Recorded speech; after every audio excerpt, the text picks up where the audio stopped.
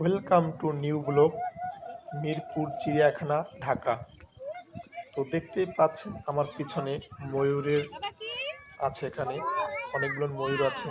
তো আমি একটু জুম দিয়ে দেখানোর চেষ্টা করতেছিলাম এবং আমি নিজেই ভিডিওতে করতেছিলাম।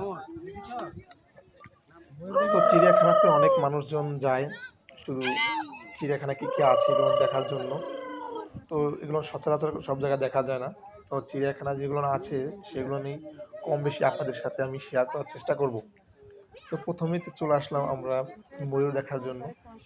তো ময়ূর দেখাতে দেখতে আপনাদের কথা মনে পড়ে গেল, তাই আমি একটু ভিডিওটি করে নিলাম, আপনাদের সাথে শেয়ার করব। তো আমরা আসছিলাম আমার দুই বোন, বোনাই, তালই মশাই এবং মেসোমশাই, আর আমার প্রাণপ্রিয় ভাগ্নি আমার মা।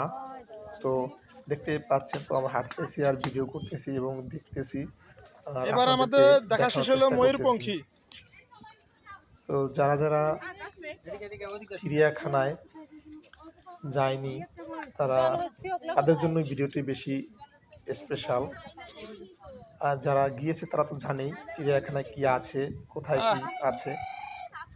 তো তো হাঁটতে হাঁটতে আমরা চিন্তা করলাম যে এবার অন্য জায়গায় যাওয়া হোক। তো আকাশের মেঘ খুবই খারাপ ছিল ওদিনকে, তাই আমরা ছাতা নিয়ে গিয়েছিলাম। আমরা উঠেছিলাম চন্দ্রনাথের সেই চিন্তা করলাম যে পাহাড়ে মেঘ উঠেছি, পাহাড়ে দেখেন ভাই সেই চলে পাহাড়। আসছে প্রায় কাছাকাছি, তো আমরা তাড়াতাড়ি দিকে শেষ করব। তো এখন আমরা যাচ্ছিলাম জলস্থির দেখার জন্য। তো যাচ্ছি আর ভিডিও করছি, দেখেন আমার মেসোমশাই ভাগ্নিকে নিয়ে কিভাবে দৌড়াচ্ছে, আমার বাড়ির সাথে কিভাবে যাচ্ছে। তো দেখতে দেখতে চলে আসলাম আমরা জলস্থির কাছে। তো দেখতেই পাবেন জলস্থিরকে যদি আমরা দেখি তো আপনাদের দেখাবো। চলে আসলাম অলরেডি জলস্থির কাছে। তো দেখতে পাচ্ছেন এখানে কোনো জলস্থির নেই, দেখি সামনের দিক পাওয়া যায় কিনা বা দেখা যায় কিনা।